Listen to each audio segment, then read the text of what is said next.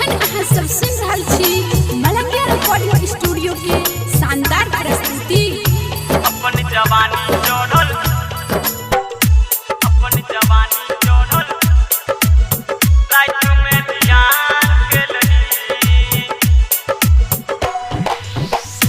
अपन जवानी चढ़ल, रात में ध्यान के लगी, ध्यान के लगी।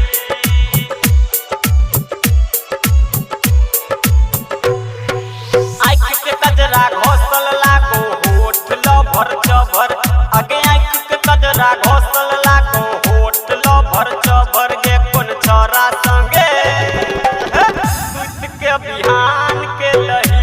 अपन जवानी चढ़ल रात में जियान के लही।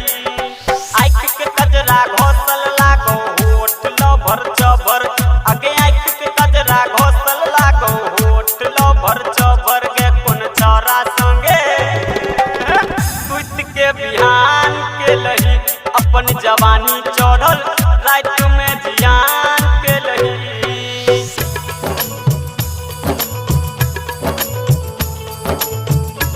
अखन अहाँ सब सुन रहल छी मलंगिया रिकॉर्डिंग स्टूडियो के शानदार प्रस्तुति। अपन जवानी चढ़ल, अपन जवानी चढ़ल, रात में जियान के लही। अपन जवानी चढ़ल, रात में जियान के लही, जियान के लही। Mix by Bittu Malangiya.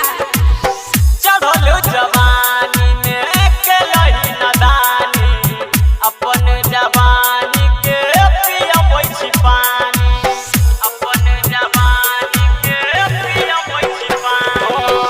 चढ़ल जवानी में के लही नदानी, अपन जवानी के पियबै छी पानी। ककरो बात के भेलू कहियो किया नहीं देलही, आगे ककरो बात के भेलू कहियो किया नहीं देलही। अपन चढ़ल जवानी रात में जियान के लही गे कोन छोरा संगे सुत के बिहान के लही।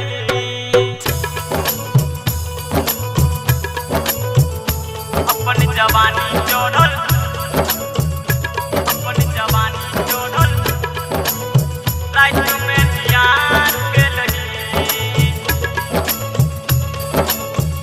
अपन जवानी चढ़ल, रात में जियान के लही, जियान के लही। अखन अहाँ सब सुन रहल छी मलंगिया रिकॉर्डिंग स्टूडियो के शानदार प्रस्तुति। होठ के लाली तोहर रात में चुसल को, दांत के निशानी तोरा गाल पर छोड़ल को, दांत के निशानी तोरा गाल पर छोड़ल को। होठ के लाली तोहर रात में चुसल को, दांत के निशानी तोरा गाल पर छोड़ल को। की कसवा छोड़ा तोरा संगे कैले कन धरेलो, श्री राम यादव जयराम ज्योति के पोल खुल गेलो। श्री राम यादव संगे सुत के बिहान के लही। अपन चढ़ल जवानी रात में जियान के लही। आँख के कजरा घोसल लागो होठ लभर चभर, आगे आँख के कजरा घोसल लागो होठ लभर चभर गे कोन छोरा संगे सुत के बिहान के लही। अपन जवानी चढ़ल रात